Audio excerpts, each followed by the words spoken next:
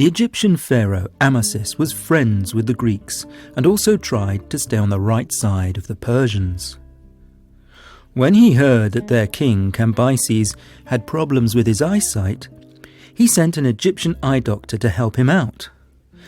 This doctor really did not want to leave his family behind in Egypt, and so he had a grudge against Amasis. When he arrived in Persia, he suggested that Cambyses should marry the daughter of Amasis.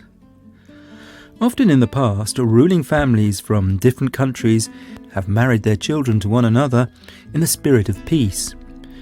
The theory runs that it's harder to go to war against your own in-laws. According to Herodotus, Amasis really did not want to part with his daughter and send her so far away. If she went to live in Persia, he would never see her again, and he wasn't sure that Cambyses would treat her right. So he came up with a trick. There was a beautiful girl in his court who was the daughter of the previous pharaoh, Apries. Amasis had rebelled against Apries, kicked him off the throne and taken his place.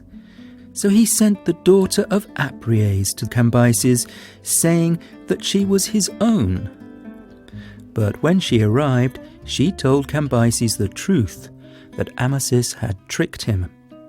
Cambyses flew into a rage and decided to conquer Egypt as a matter of revenge. Cambyses' plans for war faced a great obstacle: the desert. He had to march his army across the hot sands where there was little or no water. He only succeeded because the Arabs of the desert helped him. Herodotus suggests they provided water in long pipes made of animal skins. So the great Persian army that included captives and Greeks and Lydians marched across the sands of what Herodotus names as the district of Syria called Palestine. Today that would include Israel. While the Persians were on the way, Amasis died and his son took over. His name was Psammetichus. Soon after Psammetichus became pharaoh, an extraordinary weather event took place. It rained in the Egyptian city of Memphis, where rain had never been seen before. Apparently this was a bad omen. An omen is a sign from the gods that something momentous is about to happen. And it did. The Persians conquered Egypt and much of North Africa. It was the year 525 BC. So now the Persian king Cambyses ruled Egypt, and the independence of that ancient and mysterious and beautiful and amazing country came to an end. The first thing the new king did was to try and humiliate Psammetichus, something his more generous father Cyrus would not have done. He made Psammetichus watch a parade with his own daughter dressed as a slave girl carrying water. Psammetichus watched in silence and did not shed a tear. Then he made him watch the young noble boys of Egypt, including his own son, being marched away to be executed. Still, Psammetichus showed no emotion.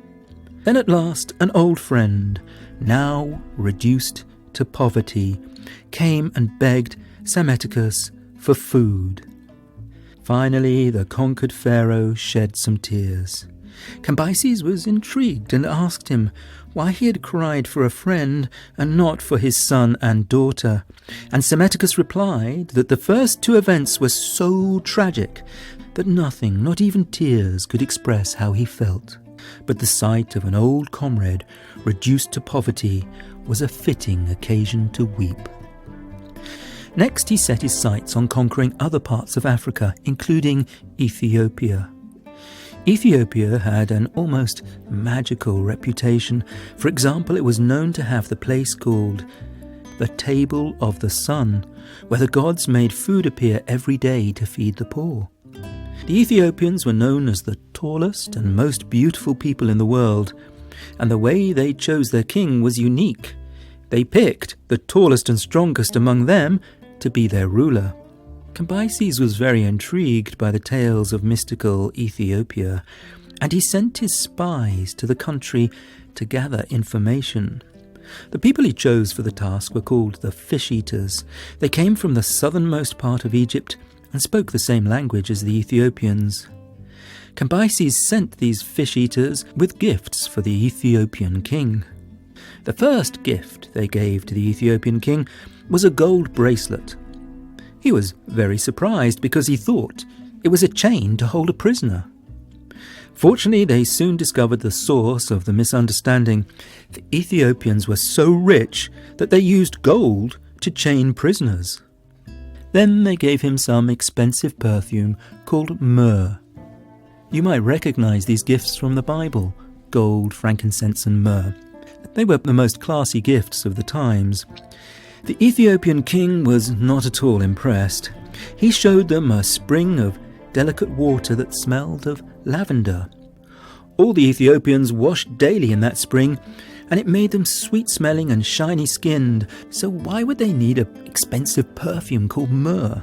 Next, the fish-eaters gave the Ethiopian king some wine. He tried a sip and said, "Well, at least this stuff is good." The king realized that the gifts were not a sincere sign of friendship. "The Persian king has sent you here as spies," he declared.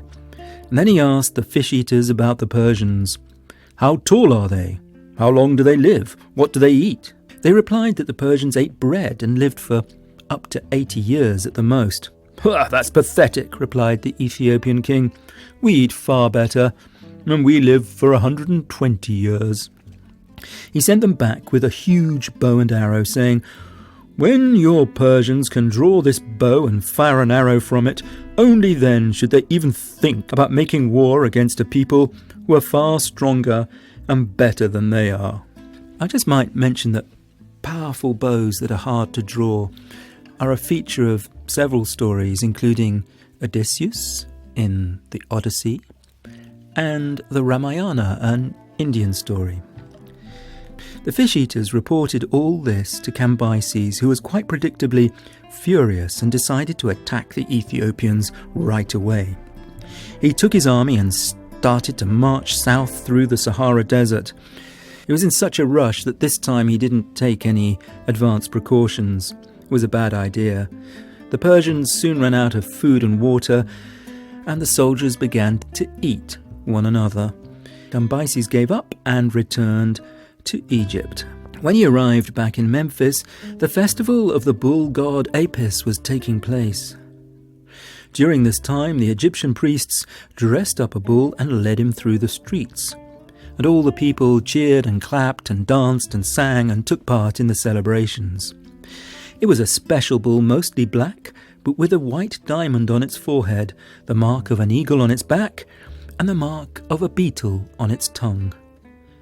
The Egyptians believed that he was the incarnation of their god Apis himself. Cambyses heard all the wild partying and noise and thought the Egyptians were celebrating his failure. He was so angry that he threw a spear at the bull god and wounded it.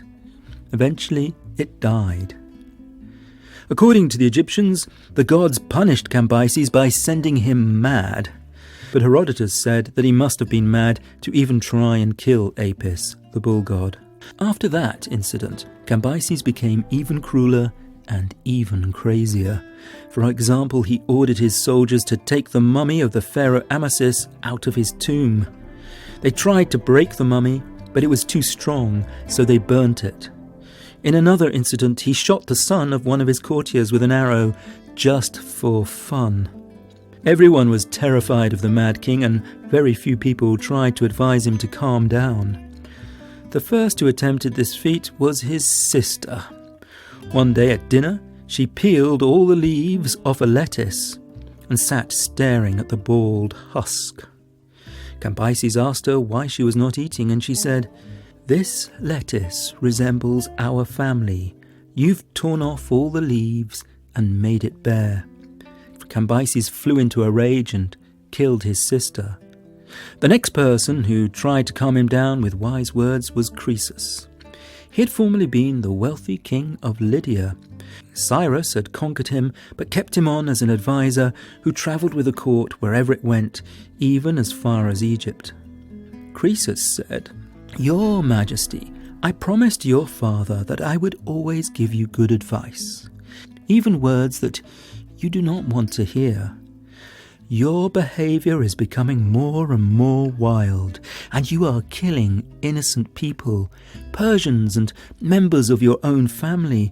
No good will come of this. You must calm your temper." Cambyses was anything but calm and ordered Croesus to be executed. But the guards realized that he would change his mind later, so they just hid Croesus in the meantime. Herodotus concludes, "I say it is proven that Cambyses was quite insane, or he would never have mocked the Egyptians' religion and custom. People naturally believe that their own customs are the best, but they should respect the customs of others." He goes on to claim that some people bury their dead parents and others eat them. Nothing could make those people swap their customs, and they would be horrified if you asked them to do so.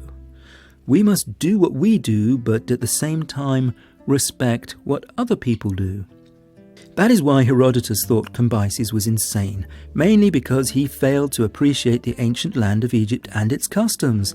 The Egyptians did strange things like worshipping bulls and making their dead pharaohs into mummies, and Cambyses could not respect the way they did that.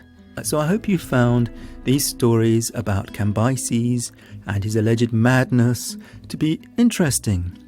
As I said at the start, perhaps not every detail is true, but the general picture is true.